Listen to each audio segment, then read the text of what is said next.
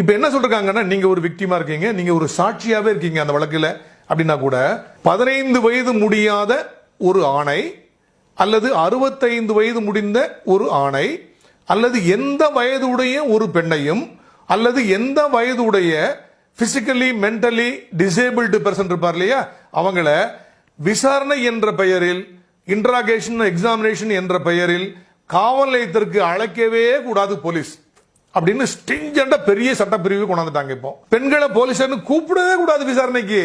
சாட்சியே விசாரணை கொடுக்கணும்னா complaint victim பாவம், அவங்க போலீசார் தான் அந்த சாட்சியுடைய வீட்டில் போய் விசாரிக்கணும் இருக்கு. இதை மீறி யாராவது பெண்களை 15 வயது முடியாத ஆணை, 65 முடிந்த ஒரு ஆணை அல்லது பிசிக்கலி மென்டலி சேலஞ்ச் உள்ள எந்த வயசு உடைய ஒரு ஆண் பெண்ணை யாரையோ திருநங்கையோ காவல் நிலையத்திற்கு வாங்க விசாரிக்கணும் சொல்லி காவல்துறையினர் யாராவது சமன் அனுப்புனாங்க, 160 அனுப்புனாங்க அப்படின்னா புதுசா ஒரு சட்டப்பிரிவு கொண்டாந்தாங்க 2013 இந்திய தண்டனை சட்டம் 166A பிரகாரம் அந்த போலீஸ் ஆபீசருக்கு தண்டனை கொடுக்கலாம், கண்டிப்பா கொடுக்கலாம். அத சமயத்தோட நான் பேசினேன்.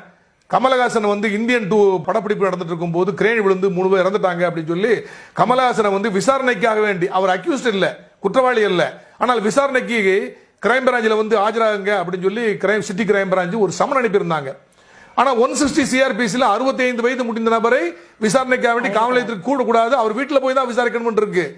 கமலஹாசனுக்கு வயசு 65 முடிஞ்சு 66 முடிஞ்சு 67 ஆக போகுது. எப்படி நீங்க கூப்பிட்டீங்க? நீங்க கமலஹாசன் போக தேவையில்லை. கமலஹாசன் சட்டம் தெரியலன்னா காவல்துறைக்குமா சட்டம் தெரியல? சார் கமலஹாசன் அப்படின்னு பார்க்கும்போது உங்களுக்கு கமலஹாசன் தெரியுதுங்க சார். சாதாரண மக்களுக்கு எத்தனை கமலஹாசன் இருக்காங்க சாதாரண மக்கள்? நான் என்ன சொல்ல வந்தேன், கமலஹாசன் என்ற ஒரு பாப்புலர் நபர், அவருடைய பிறந்தநாள் எப்பங்கிறது எல்லாரும் ரசிகர் மட்டத்தில் உலகமே தெரிகிறது. அப்ப நீங்க இக்னரண்டா இருந்து அவருக்கு சமன் அனுப்புனது தவறு அப்படின்னு சொல்றேன். அதனால யாராவது ஒரு நபர் காவல்துறையினர் விசாரணைக்கு வாங்கன்னு சொல்லணும்னா பெண்கள் அப்படின்னா விசாரணைக்கு கூப்பிடவே கூடாது. பிசிக்கலி மென்டலி சேலஞ்சு பர்சன்னா கூப்பிடவே கூடாது.